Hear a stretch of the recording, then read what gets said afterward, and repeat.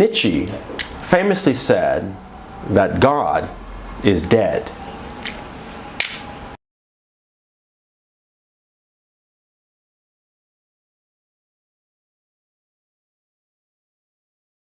The words of some syphilitic, failed philosophy professor shouldn't really matter to us.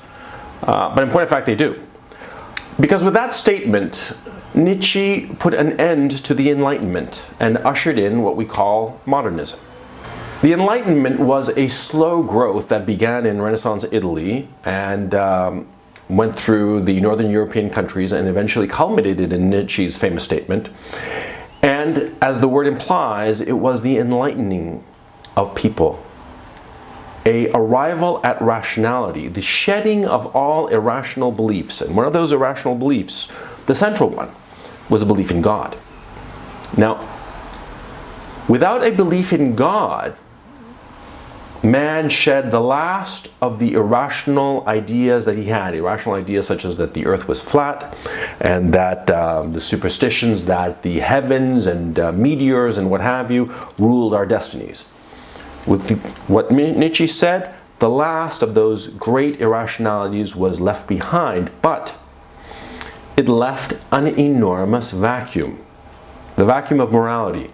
Modernism, I would argue, has been struggling since Nietzsche's time to find a moral system, a moral compass. Because that's the problem. See, when you no longer believe in God, when you no longer follow the religions that believe in God and espouse God's laws, yeah, how do you lead a just life? This is the problem. It's very hard. It's very hard without guidance. That's why there are many people who are in fact religious, yet do not really believe in God. Because their religion, Catholicism, Protestantism, what have you, gives them a moral structure. And that's what we all need, because we're all moral animals. At the end of the day, we as human beings want to lead moral lives. We as human beings want to do right by our fellow human beings. And this is one of the wonderful things about humanity, that when push comes to shove, we want to do good. And we need somebody to tell us how to do good. That's our problem. Because most of us do not have the moral independence to be able to determine by ourselves what is good and what is bad, what is just and what is evil.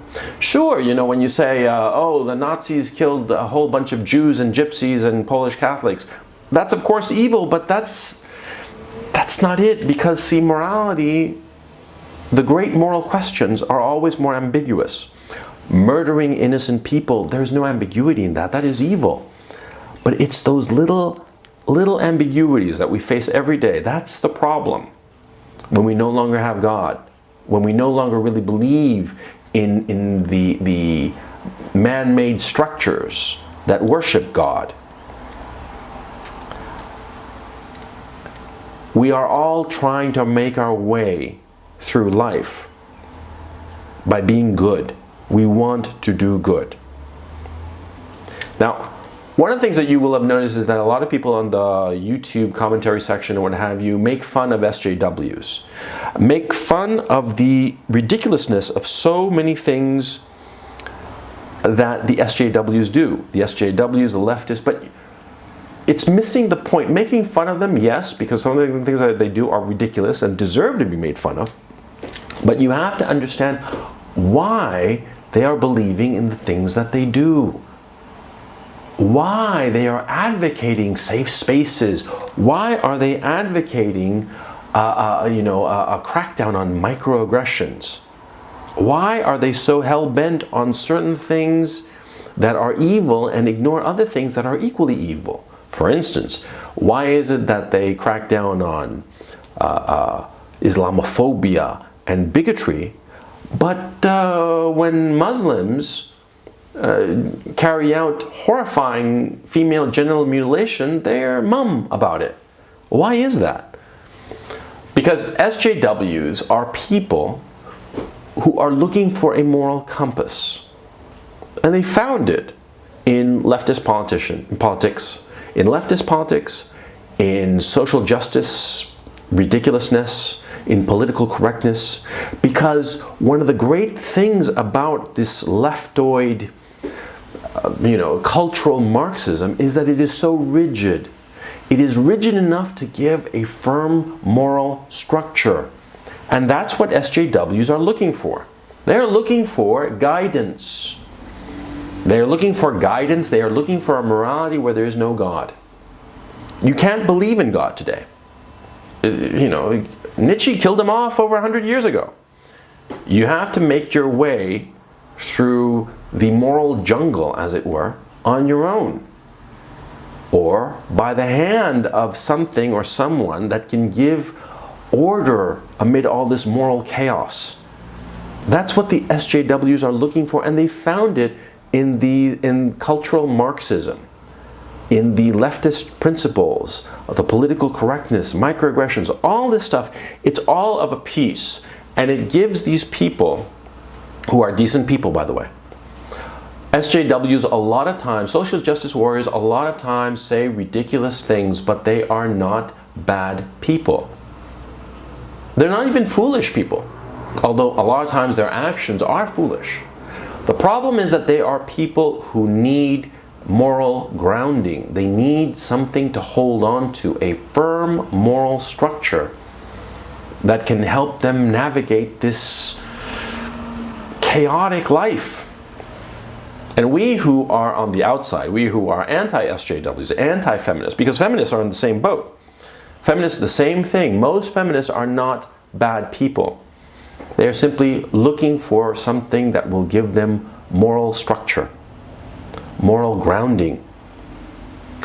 We who are against these groups, we are more fortunate because either we have found and chiseled for ourselves some sort of moral structure, some moral grounding that can help us make sense of the moral questions that we have to face every day, or we are people who can live with ambiguity, with moral ambiguity.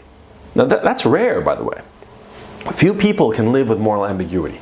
Few people can look at both sides and see goodness and evil in both sides and hold both positions in their heads at the same time without, blowing a gasket.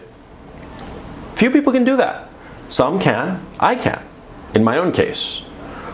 But that's just because of the way I am. It's like that baseball player who can throw a fastball at 100 miles an hour. It's just the natural quality that he has. It's not that he's a great person. It just happens to be how he is. Most people cannot hold conflicting ideas in their heads. Most people need a firm commitment to one idea or the other idea.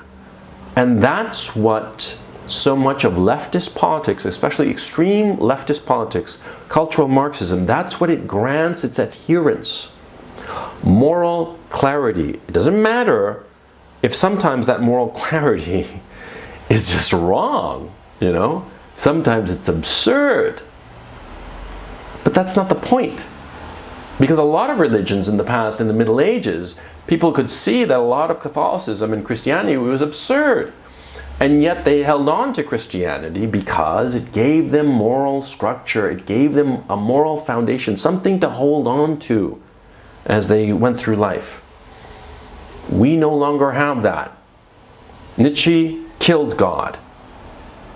And so many people have gravitated towards leftist politics because it gives them that moral firmament.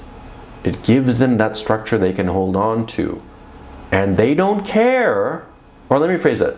I was about to say they don't care about how this moral structure that they have embraced can hurt people, innocent people, can cause damage, can do evil.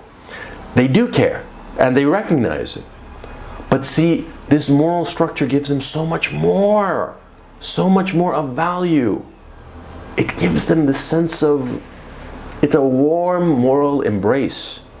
And so what we have to do is we have to show them that there is a way, that there is a different morality, a morality that does not depend on shutting people up, that does not depend on committing gross and indefensible acts against children, trying to convert them into things that they are not. I'm talking about this urge to transsexualism, which is just disgusting and despicable and horrifying. And we're going to look back on it in just a few years and say, my God, how on earth could this possibly have happened? And yet this is the problem with SJWs and cultural Marxism. See, it takes people down paths that they don't want to go down, but they wind up going because it gives them so much.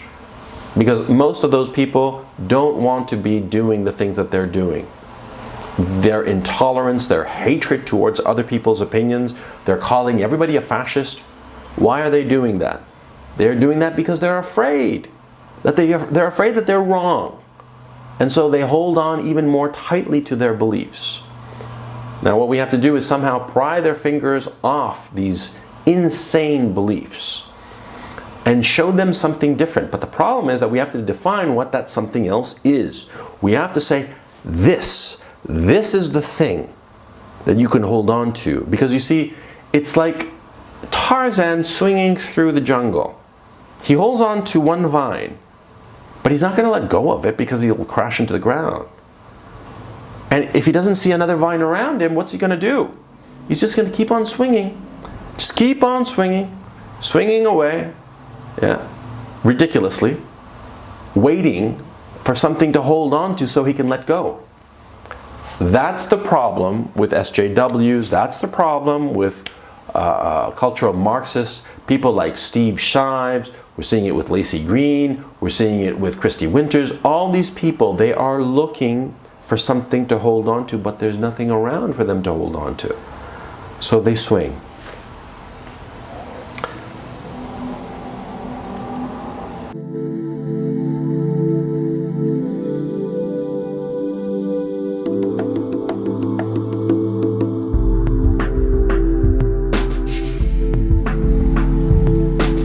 Hi there, I hope you enjoyed this video, and if you did, please click the like button.